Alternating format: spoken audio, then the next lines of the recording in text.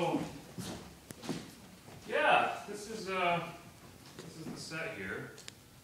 This is, to use a bit of parlance we often have in the vocabulary, it is a box set. The reason we call it a box set is because it's basically a box. It's, 3 walls, and then the 4th wall, which is about right here, which is the invisible wall, which is supposed to separate actors from the audience. And yeah, it's a fairly common configuration because a lot of plays happen in rooms. Who knew? So yeah, we end up making this room here. However, I'll try to do some things to make this room a little bit more interesting. As a designers, we often try to think about a color palette, which is just a scheme of colors, a collection of colors that I've chosen to use repetitively in the design. If anyone was going to look at this set, what would you say the color palette is? Warm. Well, there's a lot of them are warm colors, yeah. But specifically, like, what colors? The specific colors? Blue. Blue, yeah. So definitely blue. Red, like browns and tan color. Hmm. Red. Is it red? Okay. Now let's actually look for one more then. Green. Green. Okay, let's there is some green on the couch there. White. But if you're going to pick, say, 3 colors, just 3 colors. Red, blue, and brown. Red, blue, and brown. Actually, close. Yellow. Is it, Black, blue, and white. that's Cheater! what do I think of these guys here? All the and I can choose. Look at all that, right? So, yeah, what it is like this basically here, these flags on both sides, they can call those represent the entire palette here actually, because if you start looking at things that you would label as brown normally, for example, these walls here. Let's start here. This definitely white, right? Yeah. This blue, yeah. It's not quite as a vibrant or a true hue of blue as this right here, but it's definitely blue. Then you look at the floors here. Red and blue. Red. Oh yeah, red. It's right, exactly. It's a red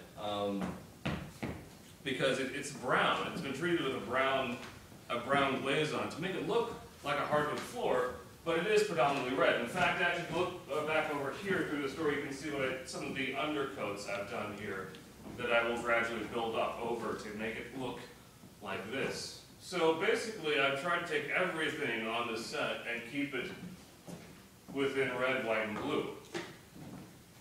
Now, why did I do that? Is it summer? Oh yeah, summer's summer's good. I was thinking like it's summer, July. We tend to think about July, 4th of July, whatnot. That's she's whispering to there. Yeah, it's this here. These flags here. Place set in Texas. Texas. Yep. And the flag of Texas, in fact, actually, once I add a couple white stars right here in the middle of each of these blue patches, because Texas is, after all, called the Lone Star State, then I'll have a couple of Texas flags hanging on either side of this. And this entire room will be painted to evoke the colors of the flag of Texas. So that's that's some of the thoughts that go through making decisions about design, color choices and design. Other things too. Why might I think I might have decided to go with white for the molding and the baseboard and whatnot here, and then blue for the walls, and then red for the floors? I could could have done this completely differently.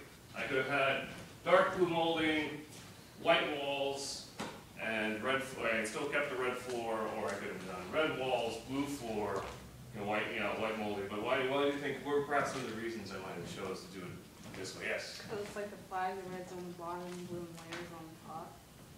Yeah, that's a good one. Red, I would say part of the thing too is to think of the tone of colors, right? Because red is a warm color. Someone mentioned warm colors. They like, red is a very warm color. And by putting putting a red floor here, it will actually, psychologically, in our heads, when we look at that, it will actually lift people up. It will create energy and buoy the actors up. Particularly since this is a comedy, it was important to keep things, keep things light and airy. And now, particularly also, since a lot of these characters are dressed in pretty bright, vibrant clothing, thanks to our costume designer, by having a cooler blue background, they really pop against that. Because if I had a really bright red wall back here and someone's wearing a bright red dress or something like that, they're going to just blend right in. We don't want them to blend right in. We came here to see the actors do their thing. And then the white, here, white is normally way too bright and way too intention getting down a lot up here.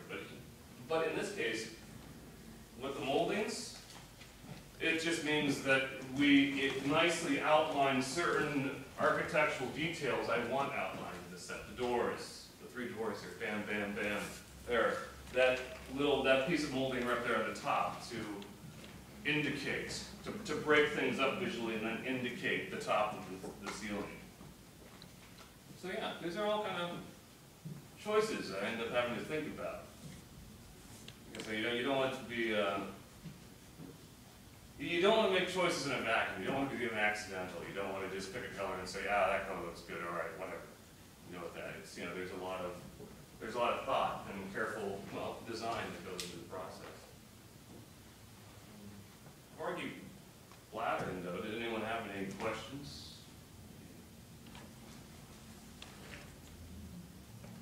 I did. How much help did you have? I just told him you practically built this by yourself. This one actually, no. I no help at all, actually. It was kind of a personal challenge just to, because normally I do end up having to enlist some people just to get things done on time. But this actually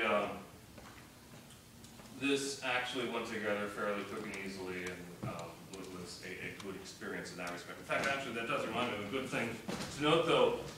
So I built this entire thing by myself in approximately the last 3 weeks or so. How did I manage to do that and still keep banker's hours and 9 to 5 approximately, and not drive myself crazy? Stock scenery. That's actually, if you look really close right here, you'll see like a line going here, and then a line going here, and then a line going across there.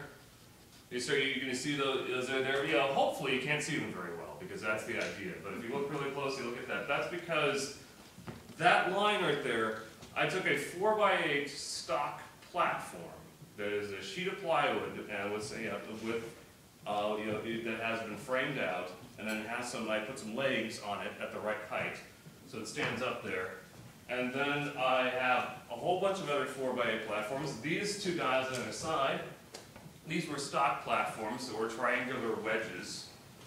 They were basically just 4 foot by 4 foot platforms cut in half along the diagonal. Kept those all in stock. And then just attached them all together and then sealed over the gaps between them and painted it.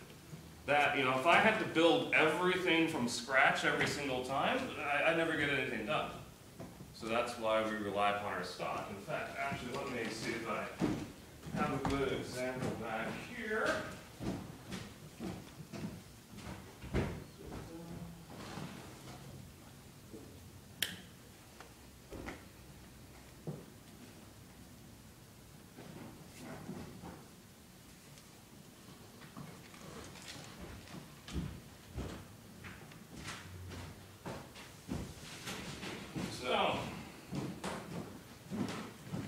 here's another piece of stock scenery. This is an example. It's what we call a flat. These guys here, they're called platforms. We walk on platforms. Flats make up walls, like all these guys right here. Basically, it's just got a thin sheet of plywood on top of a frame here and in the back. You can see I've also conveniently labeled it for myself, so I can always know exactly what size this flat is without having to guess or get my tape measure out.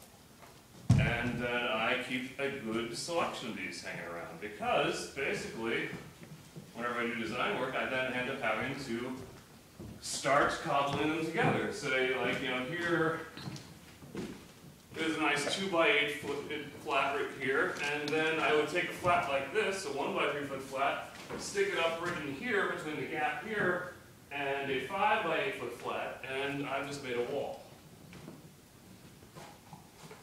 Again, if I had to build these all from scratch every single time at the show, I wouldn't have the time to do it. And it'd be really, really expensive, which is also something we can't afford to do.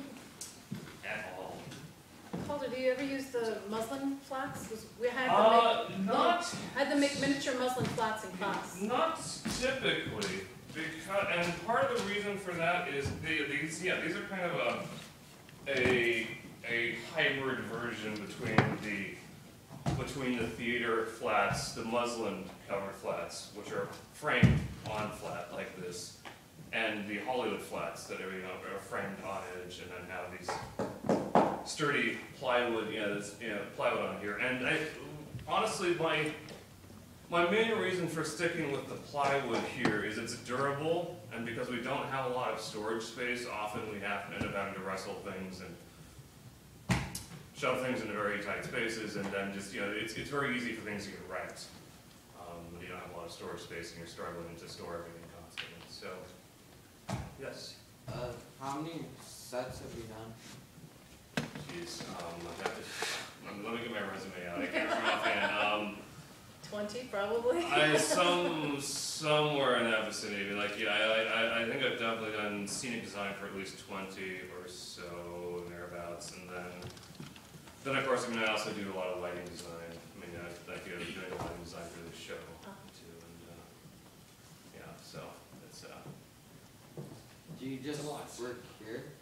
I've been working mostly here for the last year or so. I used to work at HSU quite a bit too. In fact, actually, that's how Jen and I know each other, from the same grad program. And but then I still end up working about other theaters too on the side as well. I did actually be doing a bit of work over at Redwood Curtain here in the near future, and also occasionally get down to Ferndale on their repertory theater. And try and keep myself occupied. Cool. Was there anything else you can think of? I was telling them about these. I forgot what they were called. Spike marks. Yes, spike marks. Yes. Spike marks are very important. And there's actually one thing I need to let our stage manager know about this. This is something that I learned is that spike marks. You're talking about what spike marks are good for. Why do we have them in the first place? To know where things are. Yes, exactly. Know where things go. Because say I'm a stage hand, and I'm bringing a chair in here, and I'm like, oh well, I think this chair goes maybe here. I don't know. If I didn't have those spike marks, if I have the spike marks, I can just well, yes, the chair goes right here. But if I didn't, maybe I'd be like, oh, well, it's dark and I'm in a hurry, so I'm going to the chair right there. What could possibly go wrong in this scenario? Lighting's off. Yes, exactly. That's a really big one. Because say I have in this case focused a light that is supposed to hit the actors, and I've focused that light assuming that the chair will always be right here, and all of a sudden it's over here, they're going to be sitting in the dark, and we're going to be hearing the actors, but we're certainly not going to be seeing them. Actors can also get really confused for some reason when you move furniture around them. And then they get all